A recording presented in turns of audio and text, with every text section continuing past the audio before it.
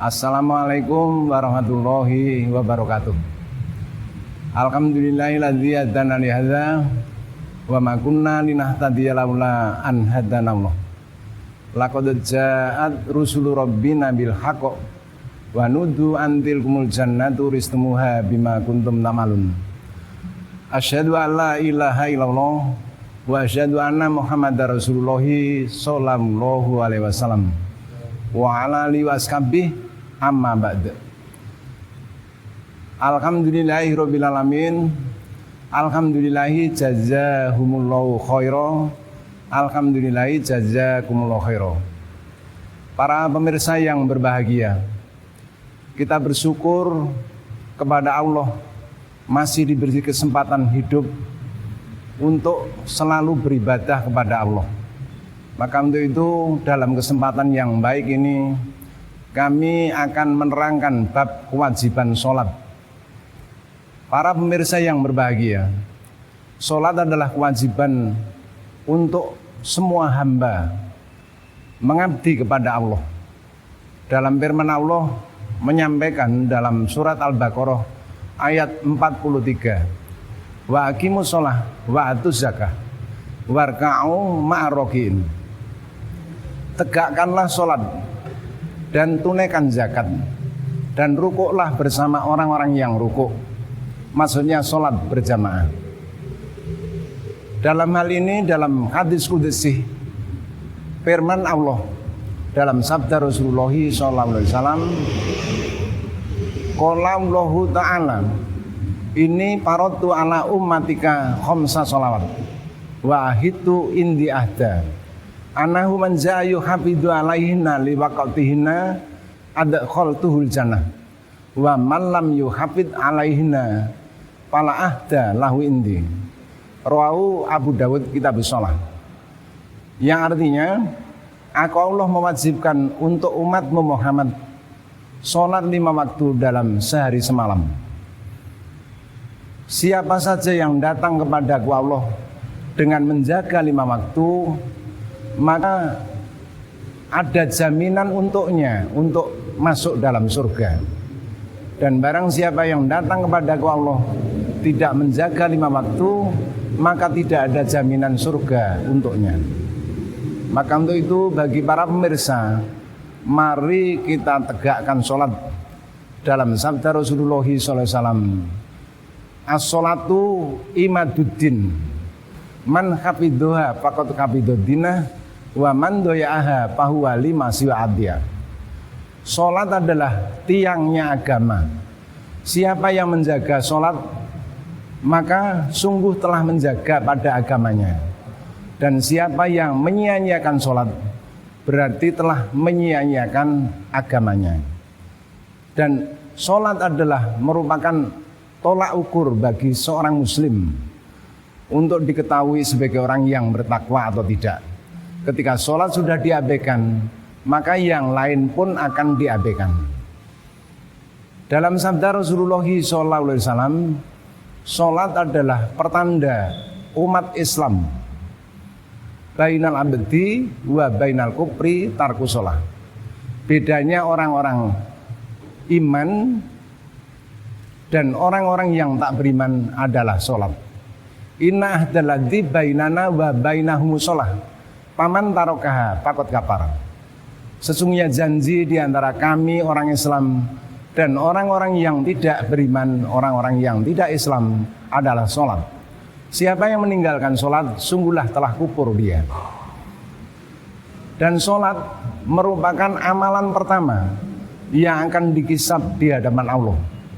Berdasarkan sabda Rasulullah SAW, inna awwala ma yukasabu bila bedu yaumal kiamati sholatuh pai wujidat tamatan kutibat tamah wa ingkana untakoso minasyai qol ungduru hal tajiduna lahu min tatawu yuhamilu lahu madhoya amin paridotin min tatawi suma sairul amali tajri ala kasabidalik. Rawahu Nasai kitabus shalah. Yang artinya, pertama kali amal seorang hamba dikisab di hadapan Allah adalah sholat. Jikalau sholatnya dijumpai dalam keadaan sempurna, maka ditulis sempurna. bila sholatnya ada kekurangan, maka Allah berfirman kepada malaikat, wahai para malaikat, periksalah apakah hamba ini punya amalan sholat sunnah, sehingga sholat sunnah itu bisa menyempurnakan pada sholat wajibnya. Dan semua amal akan dihitung seperti hitungan sholat. Artinya yang wajib diperiksa dulu, baru kalau dia ada kekurangan diperiksa ibadah sunnahnya seperti puasa, zakat, dan lain sebagainya. Para pemirsa yang berbahagia, sholat harus dikerjakan dengan senang, dengan khusyuk. Dalam sabda Rasulullah SAW menyebutkan, Inna Allah Ta'ala la yazalu mukbilan alal abdi fi sholatih malam yaltafid faida sorofa wajahu ing sorofa anhu. Allah yang maha mulia tidak henti-hentinya menghadap pada seorang hamba ketika hamba sedang mengerjakan sholat. Ketika hamba telah berpaling, baik berpaling pandangan atau berpaling hati, maka Allah akan berpaling darinya. Maka sholat harus menghadap ke arah sujud dan khusyuk. Do basoroka pi maudhi sujud. Letakkan pandanganmu ke arah tempat sujud. Kalau hatinya sudah berpikir yang jauh, tidak khusyuk, maka Allah pun bubar dari hadapan hamba itu. Maka untuk itu kita harus khusyuk dalam mengerjakan sholat. Dan lagi, sholat ini adalah pertanda hamba itu bertakwa, beriman kepada Allah. Maka harus dikerjakan dengan senang hati dan ikhlas. Dalam sabda Rasulullah SAW, firman Allah dalam surat Al-Qalam ayat 42. Yauma yuksafu an saki wa yud'auna ila sujudi fala yastatiun. Pada harinya betis dibuka. Di saat itulah mereka diajak atau diperintahkan untuk sujud kepada Allah, tapi mereka tidak mampu. Dalam ayat ini ditafsirkan dalam Al-Quran surat Al-Qalam ayat 42 ini, yaksifu rabbuna ansakih payasjudulahu kullu mu'mini wa mu'minah wa yabqa mayasjudu fid dunya ri'a wa sum'ah payadhabul yasjuda payaudu dohrohu tobaqa wakidah. Yang artinya, pada saat di hari kiamat Allah membuka betisnya di hadapan makhluknya, maka di saat itulah orang-orang iman laki-laki dan perempuan sujud kepada Allah. Dan orang-orang yang sujud di dunia itu karena pamer baik pendengaran maupun penglihatan, maka dia berusaha untuk sujud, tetapi mereka tidak mampu. Badan mereka tegang seperti papan atau belabak. Itu disebabkan karena sholatnya karena pamer penglihatan atau pamer pendengaran. Maka harus dikerjakan secara ikhlas, karena Allah ini merupakan suatu kewajiban hamba kepada Tuhannya. Dan kita supaya senang dalam sholat.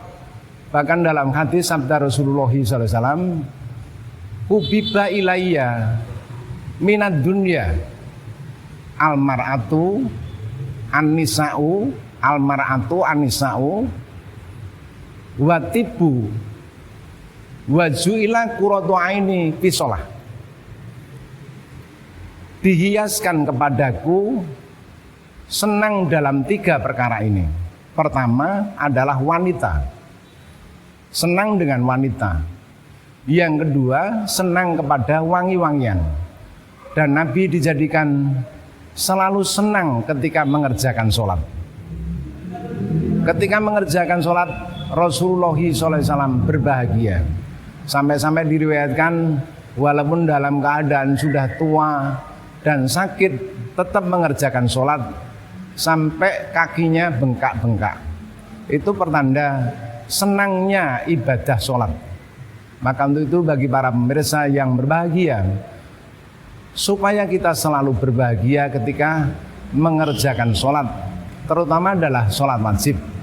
Ketika azan telah dikumandangkan, kita bergegas segera mengambil air wudhu dan sholat sebagai amalan yang pertama kali dihitung di hadapan Allah. Maka betapa bahagianya ketika para pemirsa tertib dalam ibadah sholat dan nanti akan dihisab dengan hisaban yang mudah. Alhamdulillahi jazakumullah khairan.